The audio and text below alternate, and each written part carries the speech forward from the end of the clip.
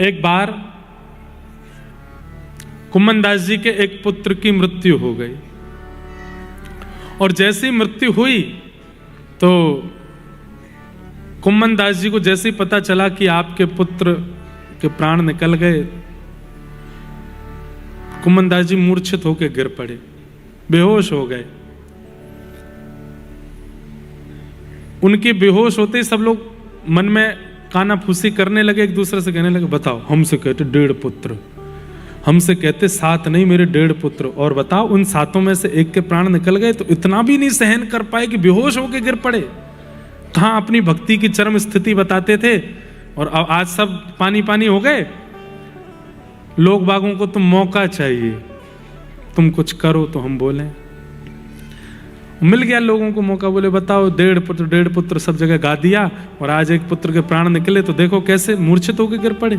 ये बात जब गुसाई जी के कान में पहुंची तो गुसाई जी बोले, असंभव, पुत्र की मृत्यु की बात सुन करके इतने अनकॉन्शियस हो गए, वो गिरी गए, बेहोश हो गए, ये हो नहीं सकता।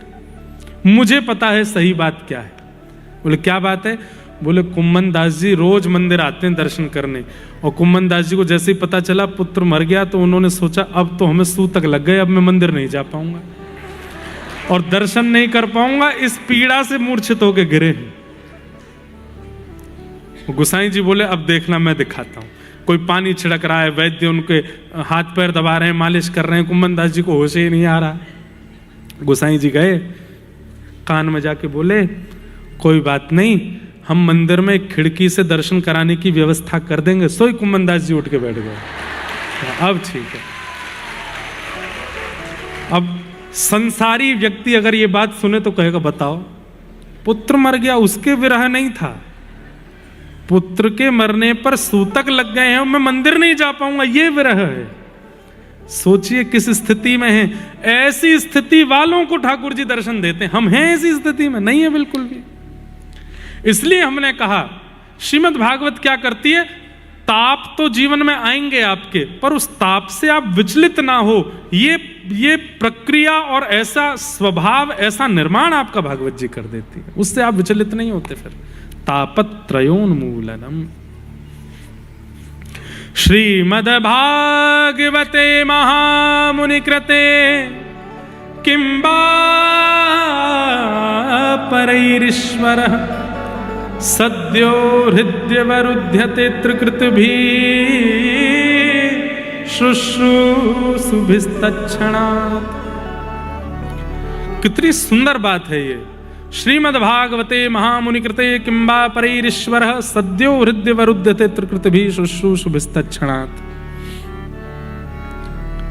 कथा सुनने की इच्छा जब आपके चित्त में प्रकट होती है, कथा सुनने आप आ गए, ये बात की बात है। इच्छा, आपको पता चला, कहीं पोस्टर देख लिया, कहीं प्रचार देख लिया कि बंबई में कथा होने वाली है, और उसी समय इच्छा प्रकट हुई, चाहे 100 काम हो, चाहे 25 दिसंबर है, चाहे 1 जनवरी है, चाहे दुनिया हमारे परिवार वालों के कितने भी बने हुए हैं प्रोग्राम, हम तो कथा सुनने जाएंगे। ये इच्छा प्रकट होते ही, भागवत जी कह रही हैं, इच्छा सुनने की प्रकट होते ही कथा आपके चित्त में तुरंत ठाकुर जी आके विराजमान हो जाते हैं। श्रीमद् भागवते महामुनि कृते किंबा परैरीश्वर सद्यो हृदय वरुध्यते त्रिकृतिभिः शुश्रूषुभिस्तत्क्षणात्। आपके हृदय में आकर के ठाकुर जी विराजमान हो जाते हैं। जैसे सत्संग श्रवण की इच्छा चित्त में प्रकट होती है, सुनने की स्थिति बाद की बात है, इच्छा मात्र से ठाकुर जी आ जाते हैं। इसका मतलब क्या? यहां बैठे ऊपर खड़े से नीचे बैठे तक लोग, सबके चित्त में इस वक्त ठाकुर जी हैं, ये बात प्रमाणित है। सबके चित्त में इस वक्त, यहां से बाहर की नहीं पता, कल की नहीं पता, परसों की नहीं पता, पर इस वक्त यहां बैठे हर व्यक्ति के चित्त में ठाकुर जी, प्रत्यक्ष ठाकुर जी हैं। भागवत जी प्रमाण से इस बात को कह रही हैं। अब बस करें क्या? बोले कथा सुन करके, आचार्य की वाणी से नियमों का पालन करके जो चित्त में ठाकुर जी आ गए हैं वो जाए ना, इसका प्रयास करो, वो बैठे ही रहें। इस वक्त आपके चित्त में कोई अनर्गल भाव नहीं आ सकता, आप परम शुद्ध हो। मेरे अनुमान से जब आप कथा सुनते हैं, सत्संग सुनते हैं, जब आप प्रवचन में जाते हैं, जब आप भक्ति भाव से ओतप्रोत प्रसंग सुनते हैं, उस समय से ज्यादा पवित्रता आपके संपूर्ण जीवन में कभी नहीं थी। इस समय आप अत्यंत पवित्र हो और पवित्र में ही ठाकुर जी रहते हैं। बस ये पवित्रता सदा बनी रहे और उसके लिए जो जो नियम हम बना सकें वो बनाने का प्रयास करो। ये भागवत जी का दूसरा श्लोक। अब तीसरा श्लोक, ये मंगलाचरण है भागवत जी का। निगम कल्प तरोर गलितम फलम सुख मुखादमृत द्रव संयुतम पिबत भागवतम रसमालयम मुहुर्हो रसिका भुवि भावुका।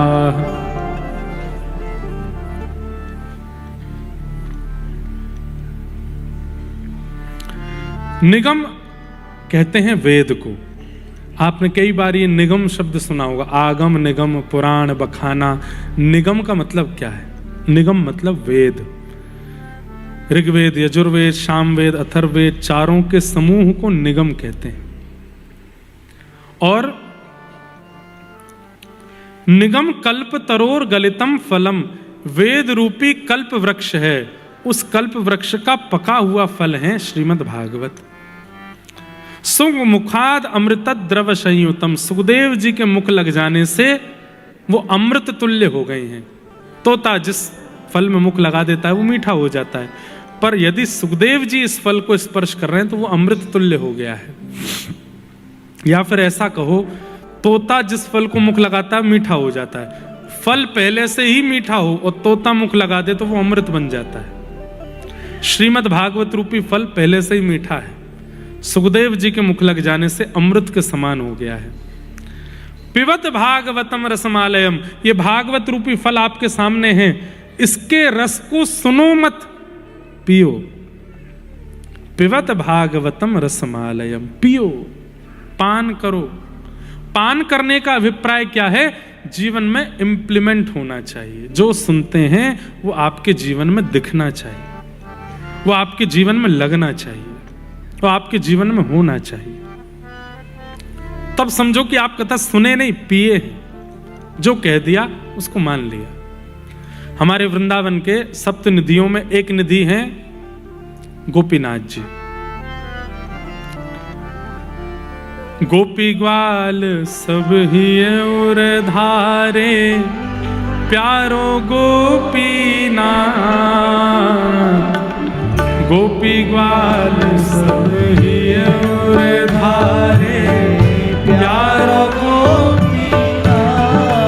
हे मधु पंडित जिन कंठ लगायो, मधु पंडित जिन कंठ लगायो। सुनिए,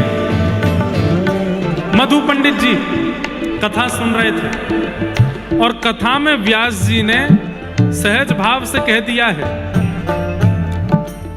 धीर समीरे यमुना तीरे बसती बने बनमाली।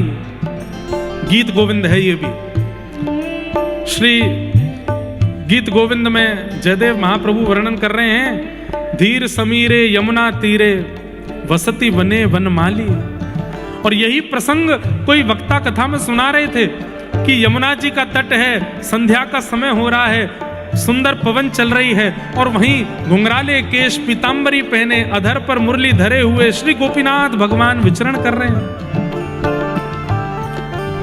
बैठे हुए मधु पंडित जी ने जैसे सुना, बोले यमुना जी के तट पर संध्या के समय गोपीनाथ विचरण कर रहे हैं। व्यास जी व्यास मंच से बोल रहे हैं, इसका मतलब ये बात सत्य है। उसी समय प्रणाम करके उठ करके निकल पड़े और पहुंच गए सीधे वृंदावन। और रोज संध्या की प्रतीक्षा करते हैं। संध्या होते ही यमुना जी के तट पर दौड़ते हैं, कहाँ हैं गोपीनाथ, कहाँ हैं गोपीनाथ, कहाँ हैं गोपीनाथ। एक दिन, दो दिन, कुछ दिन बीत गए। जब गोपीनाथ नहीं मिले, बैठ गए यमुना जी के तट पर हट करके, प्राण त्याग दूंगा गोपीनाथ, मुझे पता है व्यास जी कह रहे थे कि आप यहीं मिलते हो, नहीं मिले तो प्राण त्याग दूंगा अपने। यमुना जी में बाढ़ आई हुई थी और बाढ़ के कारण यमुना जी के किनारे जो मिट्टी के हैं वो धंस रहे थे। एक मिट्टी के टीले पर मधु पंडित जी बैठे थे, धीरे धीरे मिट्टी नीचे खिसक रही थी। मधु पंडित जी को पता चल रहा था कि अब मैं भी बह जाऊंगा। बोले लेकिन बहने दो, जब तक गोपीनाथ जी नहीं मिलेंगे, इससे बढ़िया तो यमुना जी में प्राण त्याग दूंगा, गोपीनाथ जी से मिले बिना नहीं जाऊंगा। इतने में ही सुंदर मधुर स्वर सुनाई देने लगा, अरे प्यारे मधु पंडित, अरे मेरे मधु, नेक इधर तो देख, मैं यहीं तो हूं। जैसे मधु पंडित जी ने पीछे सगन वन की ओर देखा, प्यारे श्री गोपीनाथ जी वहां पर विराजमान है। आहा, मधु पंडित जी ने कंठ लगायो, मधु पंडित कंठ लगायो, श्री मधु पंडित जी ने कंठ लगायो, मधु पंडित जी ने कंठ लगायो, और है रही जय जयकार, वृंदावन प्यारो वृंदावन, वृंदावन प्यारो वृंदावन, हे श्री वृंदावन मेरो वृंदावन,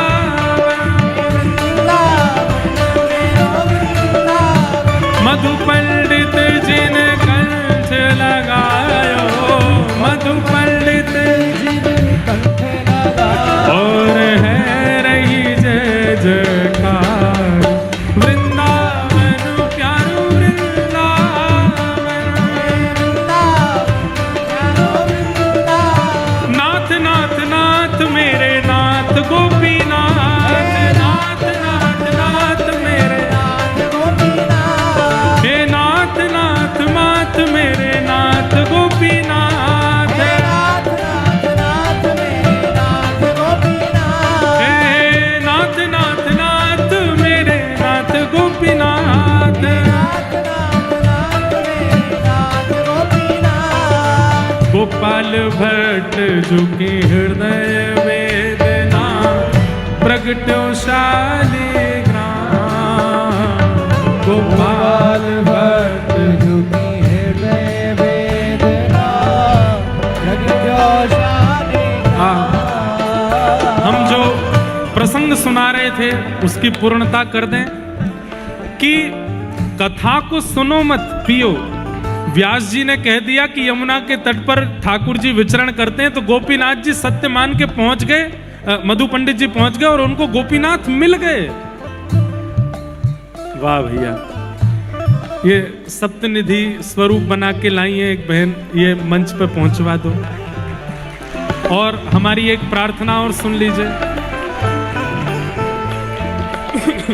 आप लोग सब आगे मत आइएगा, आप लोग नीचे मत आइएगा, आप लोग कूद मत जाइएगा, अपने अपने स्थान पे ही रहो। वहीं से ही जो जो ये चित्र बना के लाए हैं, ये सब आगे कैसे भी पहुंचवा दीजिए, मंच पे हमको मिल जाएंगे। वाह, बहुत सुंदर, बहुत ही ज्यादा सुंदर। ये देखो, दर्शन करा दें आपको सबको। उधर श्री राधा रमण लाल जी, ये बिहारी जी, राधा वल्लभ जी, मदन मोहन जी, जुगल किशोर जी, गोपीनाथ जी, और वो गोविंद देव जी, और बीच में प्यारे गिरधर लाल जी। बहुत सुंदर, इनको एक माला जी। तो कथा को पीजिए और भाव से, कल भी अपने समय से सब लोग पधारिएगा, भाव से गाओ। श्री गोपाल भट्ट झुकी हृदय वेदना, प्रगट्यो शालिग्राम, गोपाल भट्ट झुकी हृदय वेदना, प्रगट्यो शालिग्राम, हे रूप सुधा को खान हमारो, रूप सुधा को खान हमारो, रूप सुधा को खान हमारो, रूप सुधा को खान हमारो, और वृंदावन में सब ते न्यारो, वृंदावन में सब ते न्यारो, ओ प्यारो राधा रमण दुलार, वृंदावन प्यारो वृंदावन, वृंदावन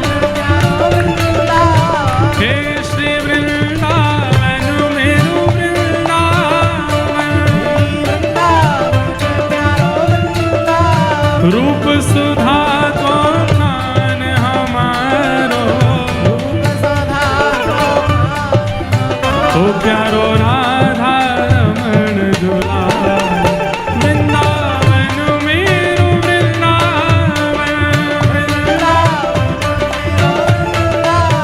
हे श्री वृंदावन प्यारो वृंदावन,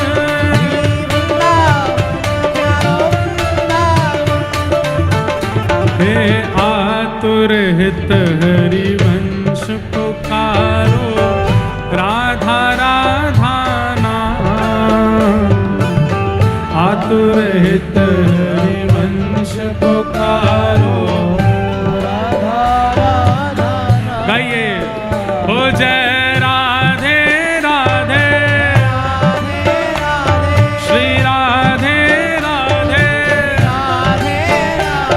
जय राधे राधे, श्री राधे राधे, जय राधे राधे, अति भोली भारी, ये तो अति सुकुमारी, श्री कृष्ण पियारी, बरसाने वारी, निकुंज बिहारी, जय राधे राधे,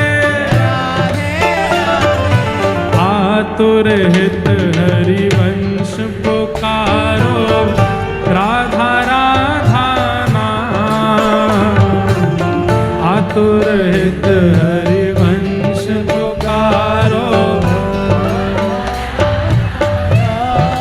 हे सघन कुंज यमुना तट आयो, सघन कुंज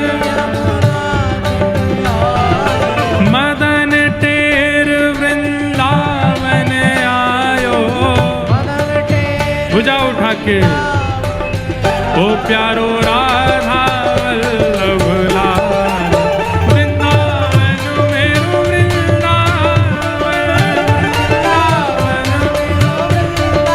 हे श्री वृंदावन मेरो वृंदावन,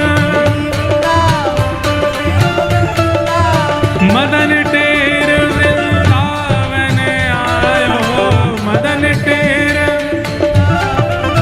ओ प्यारो राधा वल्लभ लाल, वृंदावन मेरो वृंदावन, हे श्री वृंदावन प्यारो वृंदावन। आज कथा का प्रारंभ गीत गोविंद से किया, जगन्नाथ प्रभु को याद करके, विश्राम भी जगन्नाथ जी को याद करके करेंगे। वृंदावन रसामृत की इस पंक्तियों में एक पंक्ति जगन्नाथ जी की भी है, गाइए हमारे साथ।